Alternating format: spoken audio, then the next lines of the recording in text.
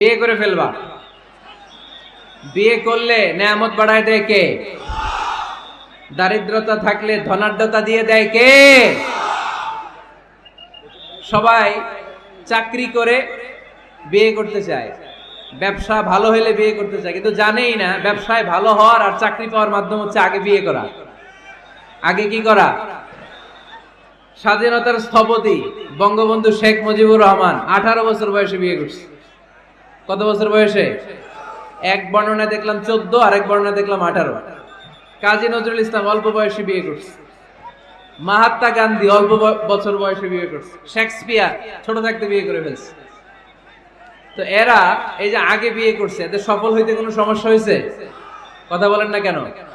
বঙ্গবন্ধু শেখ মুজিবুর রহমান উনি কি সফল রাষ্ট্রনায়ক নন? কাজী নজরুল ইসলাম সফল কবি নন? তো এদের আগে বিয়ে করা তো এদের সফলতা ঠেকায় রাখতে পারে নাই।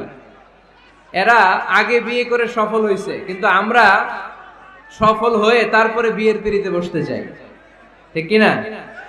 ঝামেলাটা এইখানে।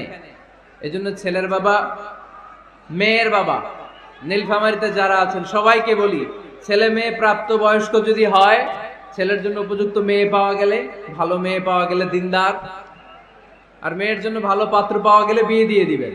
আর নিকাহ মিন সুন্নতি ফামান রাগিবা আন সুন্নতি ফালাইসা মিননি। বিশ্বনবী বলেন, বিয়ে এটা আমার সুন্নাত, আর যে আমার সুন্নাতকে পছন্দ করে না সে আমার উম্মত দাবি করতে পারবে। আরবাআন মিন সুনানিল মুরসালিন, 4টা কাজ দুনিয়ার সব নবীরা করেছেন, এর মধ্যে একটা হচ্ছে বিয়ে। সুবহানাল্লাহ পড়বেন না? এজন্য বিয়ে করবেন সম্মানিত ভাইরা, বিয়েতে বরকত। যারা বিয়ে করে নাই তাদের ঈমানের অর্ধেক অপূর্ণাঙ্গ। বিয়ে করলে ঈমানটাকে পরিপূর্ণ করে দেয় কে? তো যারা হাত তুলছে এদেরকে আল্লাহ রূপবতী, গুণবতী, নেককার, ভদ্র স্ত্রী দিয়ে আল্লাহ ধন্য করুক। আমরা পড়ি আমিন। দেখছেন এখন গলার আওয়াজ বড় হয়ে গেছে, এখন মহা খুশি।